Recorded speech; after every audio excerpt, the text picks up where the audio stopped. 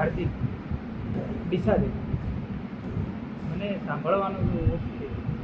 11 વર્ષ ઘણા ડૉક્ટરને બતાવ્યું તો કોઈ ફોટો નથી. અચ્છા.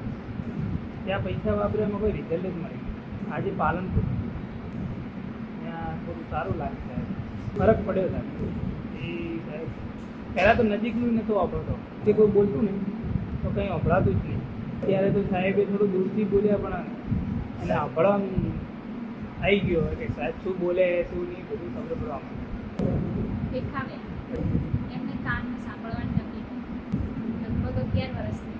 પૈસા તો 50,000 જેવું કશું જ નહીં. આજે સારું લાગે છે, મળી જશે. દવા ચાલુ રાખવા